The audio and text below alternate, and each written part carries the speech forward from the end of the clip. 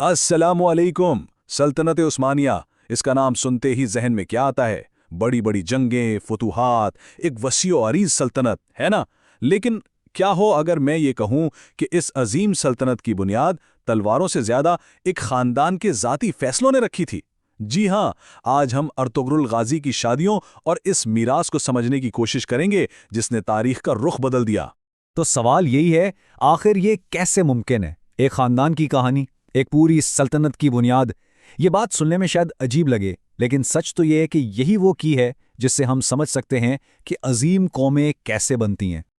और इसका जवाब, आप माने या ना माने, बहुत ज़ाती है। सल्तनत उस्मानिया की कहानी दरअसल एक घर से शुरू होती है।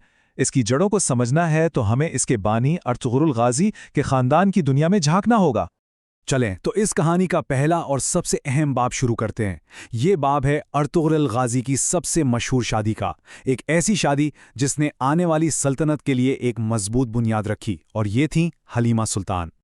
देखें, हलीमा सुल्तान सिर्फ एक मलिका नहीं थीं। तारीख इनको उनकी जहानत, उनके सब्र और उनकी वफादारी की वजह से याद रखती है, और यही वो खूबियां थीं जिन्होंने इन्हें अर्तुगरुल गाजी जैसे अजीम रहनुमा का एक बेहतरीन, बल्कि यूं कहें कि एक लाजमी साथी बनाया। लेकिन ये रिश्ता सिर्फ मोहब्बत का नहीं था, इसके पीछे एक बहुत गहरा स्ट्रैटेजिक मकसद भी था। मकसद क्या था? एक ऐसा मजबूत घर बनाना, एक ऐसा खानदान जो मुश्किल से मुश्किल वक्त में कबीले को जोड़कर रख सके और अर्तुगरुल की लीडरशिप को वो सहारा दे जिसकी उसे सख्त जरूरत थी। लोग कहते हैं, और तारीख भी बताती है, कि उनकी समझदारी कबीले के सबसे बुरे वक्त में एक ढाल की तरह काम करती थी। वो सिर्फ अर्तुगरुल की बीवी नहीं थीं, नहीं, वो उनकी सबसे भरोसेमंद मुशीर थीं और अपने लोगों के लिए हिम्मत और ताकत का एक जीता जागता नमूना थीं। अच्छा, तो ये मजबूत बुनियाद अगली नस्ल तक कैसे पहुंची? अर्तुगरुल और हलीमा की ये मीरास उनके 3 बेटों ने आगे बढ़ाई, और इन तीनों में से हर एक की अपनी अलग तकदीर थी। इस शादी से 3 ऐसे बेटे पैदा हुए जिनकी परवरिश ने, सच पूछें तो, आगे चलकर तारीख का रुख ही बदल कर रख दिया। और ये बात भी अहम है कि इस तरबियत के पीछे हलीमा सुल्तान की अपनी समझदारी और उनके किरदार का बहुत बड़ा हाथ था। तो कौन थे ये वारिस? पहले थे गुंदूज बे, जो कबीले की फौज का एक बहादुर सुतून माने जाते थे। फिर थे सावजी बे, जिन्होंने अपनी पूरी जिंदगी कबीले के नाम कर दी। और आखिर में उस्मान गाजी, वो दूर की सोच रखने वाले लीडर जिनके मुकद्दर में एक ऐसी सल्तनत की बुनियाद रखना लिखा था जो सदियों तक कायम रही। लेकिन कहानी यहाँ ख़त्म नहीं होती। अर्तुगरुल के हिकमत अमली सिर्फ एक मजबूत ख़ानदान बनाने तक ही नहीं थी। कुछ तारीख़ी रिवायात हमें एक और शादी के बारे में बताती हैं, एक ऐसी शादी जो मोहब्बत पर नहीं बल्कि खालिसतन एक सियासी इत्तेहाद पर कायम थी।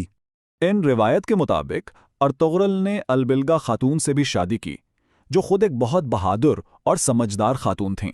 इस शादी का मकसद ज़ाती नहीं था, इसका मकसद था बका, सर्वाइवल, एक ऐसा इत्तेहाद बनाना जो कबीले को बाहर के दुश्मनों और ख़तरों से बचा सकें। तो ये शादी दरअसल बका को यकीनी बनाने का एक मंसूबा थी। इससे हुआ क्या? 2 चीज़ें हुईं। एक तो एक अहम सियासी इत्तेहाद बन गया, और दूसरा, दुश्मनों के मुकाबले में कबीले की ताकत कई गुना बढ़ गई। तो अब जब हम इन दोनों शादियों को एक साथ रखकर देखते हैं ना, तो अर्तुगरुल की लीडरशिप की एक मुकम्मल तस्वीर हमारे सामने आती है।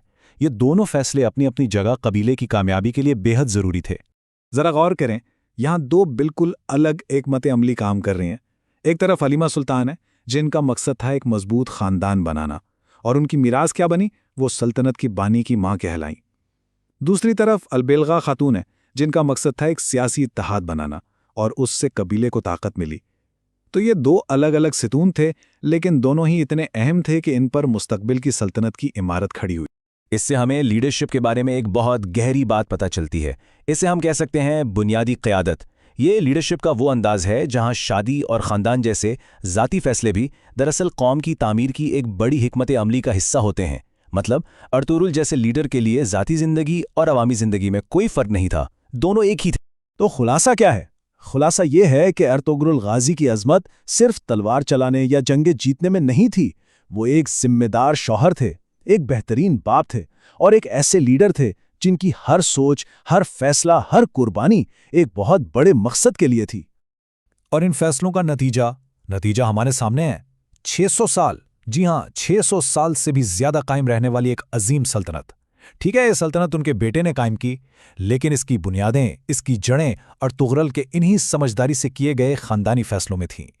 تو آخر میں یہ سوال ایک بار پھر ہمارے سامنے ہے، ارطغرل کی کہانی ہمیں ایک لیڈر کے بارے میں اصل میں سکھاتی کیا ہے؟